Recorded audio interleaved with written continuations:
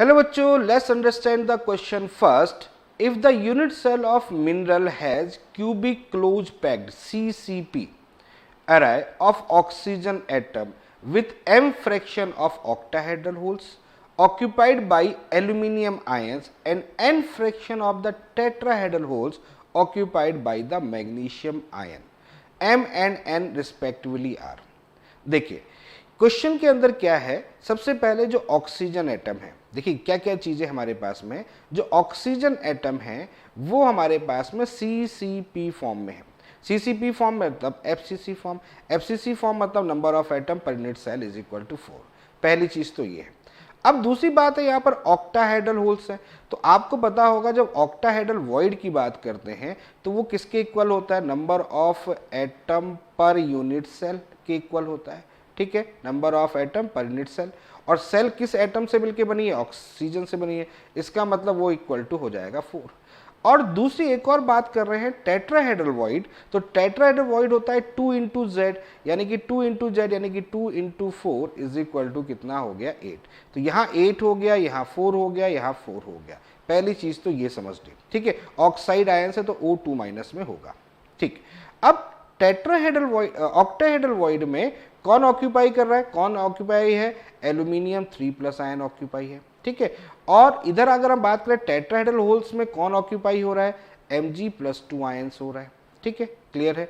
अब यहां पर ये बताना है कि ये किस फ्रैक्शन में अटैच्ड होंगे, यानी कि इनके बीच में कौन सा फ्रैक्शन होगा, यानी कि Al+3 जो एल्यूमिनियम आयन है वो कितने फॉर्म में यहाँ पर प्रेजेंट होंगे, कितने फ्रैक्शन में, क्या फ्रैक्शन होगा जिसमें प्रेजेंट होगा, या मैग्नीशियम 2+ आयन है वो किस फ्रैक्शन में यहाँ प्रेजेंट होगा, ये अब आइडेंटिफाई करना है. तो मान लेते हैं, सपोज दैट मान लेते हैं कि यहाँ पर इसके लिए जो फ्रैक्शन की वैल्यूज है वो x मान लेते हैं, और इसके लिए जो फ्रैक्शन की वैल्यूज है वो कितनी मान लेते हैं, y. फ्रैक्शन की वैल्यूज या ये मान लेते हैं कितने एटम यहाँ पर प्रेजेंट है, ऐसे बात को समझते हैं. ठीक है, कितने एटम्स यहाँ पर प्रेजेंट होंगे. तो इसके लिए बड़ा सिंपल से बात है कि 4 से आप डिफाइन कर लो, 4 से डिफाइन कर लो, क्योंकि न्यूट्रल होना चाहिए, और न्यूट्रल होना चाहिए. तो ऑक्साइड यहाँ पर देखिए कितने आपके पास है, -2 है, तो 4 ऑक्सीजन है, तो टोटल चार्ज कितना होगा, -8. तो जो कैटायन यहाँ प्रेजेंट है इनका भी टोटल चार्ज कितना होगा हमारे पास में, 100% कितना होगा, +8 होगा. तो मान लेते हैं x जो है वो एटम है, x एटम मान लेते हैं, x atom of the Al3+ and y atom of Mg2+. तो यहाँ पर एक काम कर लेते हैं, इस पे 3 हो गया तो ये हो जाएगा 3x, 3 multiply by x, charge हो गया positive charge, plus 2 into Y. ठीक है, 3x + 2y is equal to कितना होगा, 8. अब आप एक चीज समझो, यहाँ पर x और y की वैल्यूज क्या रखी जाए, यहाँ पर सोचो x और y की वैल्यूज क्या रखी जाए कि इस कंडीशन पर 8 आ जाए.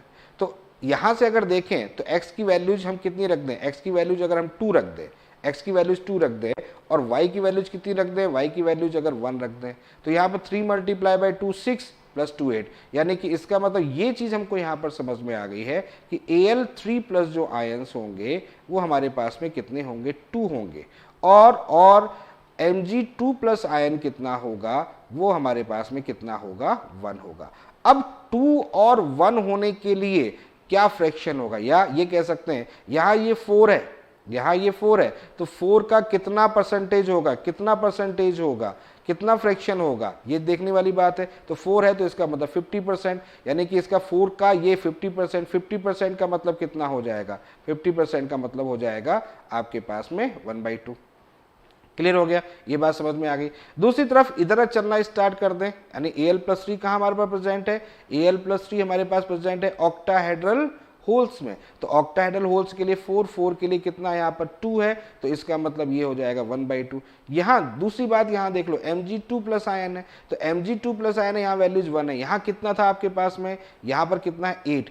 8 का 1 कितना होगा, 1/8 होगा, 1/8 हो जाएगा. क्लियर है, तो इसके लिए होगा 1/2 और इसके लिए 1/8. तो अब इस ऑप्शन को देखें तो यहाँ पर क्या फ्रैक्शन है, 1/2 और यहाँ कितना है 1/8. तो कौन सा ऑप्शन करेक्ट है, 1/2 एंड 1/8, यानी कि फर्स्ट ऑप्शन जो होगा ये हमारा करेक्ट होगा.